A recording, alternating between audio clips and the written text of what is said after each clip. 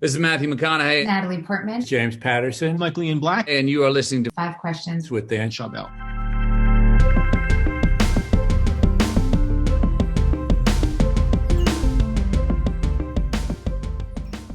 Ricki, welcome to Five Questions. Thank you. Thank you so much for having me. What do you think made you stand out while auditioning for Hairspray? And how did that role lead to other opportunities? Well, I was 18 years old and a freshman in college, and I had no idea who John Waters or Divine was. All I knew, I'd heard through the grapevine that they were looking for a fat girl who could dance for the lead role in John Waters' new movie. And I think my sense of self at that time and my spirit and my look was what he was looking for. And in fact, I actually know he wanted someone bigger. He was wanting a girl that was even larger than me. And I was like over 200 pounds when I got that part. But I think it was the way I read the lines. It was the way he envisioned.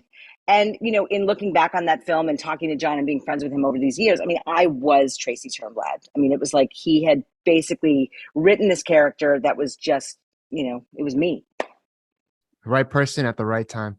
Exactly. And I do believe timing is everything. And it did open every door. I mean, I just had John Waters on my podcast. It's going to be coming out, I think, next week. It's like full circle.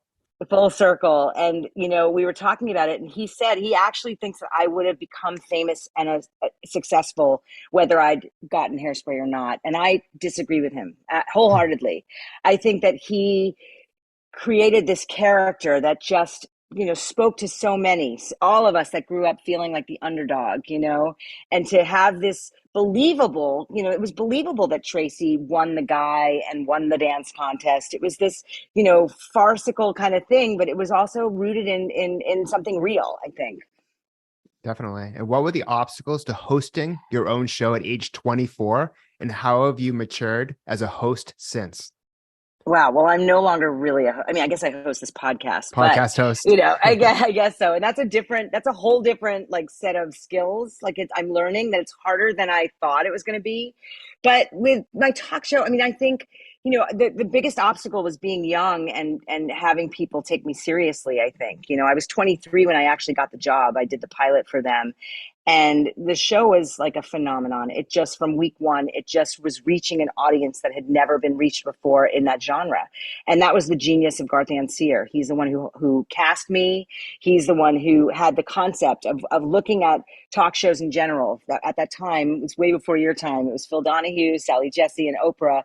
And all of those shows were skewing over the age of 50. So he wanted to bring in a younger host and bring in, like, the perspective was always taken from the younger person. So it was giving young people in that day, you know, a real platform for them to be seen and heard. And we were talking about relationship issues that matter to them. Yeah, I know a lot of young people turn to podcasts for their entertainment and news and you know, for education, for pretty much everything. So that probably has helped since you've kind of switched and now you've kind of leveraged those skills, experiences in this new medium. Yeah, and it's been really fun because they'll give my producing team at Lemonada Media. They're the best of the best, and they'll give me like points to hit. And it kind of, so far with the people I've interviewed, a lot of them have been actually people that I know, like Rosie O'Donnell, John Waters, Andy Cohen. I did a couple of days ago, and it's like a conversation. Like it really is like a deep dive, certainly about my show and the times of television back then and their experience with my show. But also just like, you know, our friendship and it's been really like the Rosie interview, for instance, you know, which was our second episode. You know, it was really like I think it was a conversation that you'd never heard either of us have.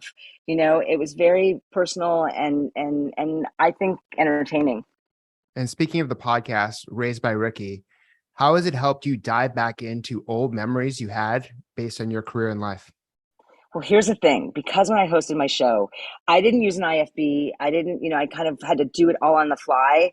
And so it worked a part of my brain that I can't even explain, like having to retain the stories of all these people that would be on my show, that I'd be in sort of this robot mode where I don't have, like, there's memory loss. There's like, so it's bringing back my old producer, you know, Stuart Krasnow, and talking about it with his perspective. Like, I feel like I'm reintroduced to what we all lived and did in a new way. And we're talking 30 years later, 25 years later. Like so an ongoing documentary. Yeah, and it's really cathartic. It's really surprising, and some of it's a little cringy, things I said and did back then, and but for the most part, I think we really did something important back then. I mean, it may look, it was talk television, it was trash talk, whatever you want to call it, but for the gay person that was living in middle America that didn't know people like him, didn't see people like him, he was able to turn on that TV at 4 o'clock, 5 o'clock every day and see himself being represented, seeing himself being treated with respect. And it's doing this project and meeting people and talking about it that it did have an impact on people in a really positive way. And for that, I'm proud. And what cultural trends from the 90s do you most miss, and which ones are you still enjoying? I don't know, what are the cultural trends. I mean, just the fact that we could have these kind of water cooler moments with shows like mine. You think about like the masses of people that would watch every single day. Now we're so fragmented. We're so disconnected. I mean, there's amazing gifts of the technology that we have today. And I certainly am in love with, I actually, I'm addicted to my smartphone, but I think back then there was a simplicity, and to not be tied to this, this device. You actually met people, you actually had to call them and leave messages on their voicemail and to make plans. It was so different. It was like kind of I don't want to say slower, but it was just an easier time. It feels very frenetic now, with the way we get our news, the way we have immediate, reactions to things. I certainly am so appreciative that I had my talk show back when I did, versus today. Much less competition back then too. Now think of how there's like thousands of TV channels. I think there's like 100 million podcasts. There's just so much. There's so many ways people consume. Exactly. And I think that's a gift. That's amazing. And I also I'm so glad I had my kind of heyday, if you want to say, of being on television, back then. And I feel like nostalgia is so powerful. I mean, a lot of people, like, I grew up in the 80s, like anything from the 80s.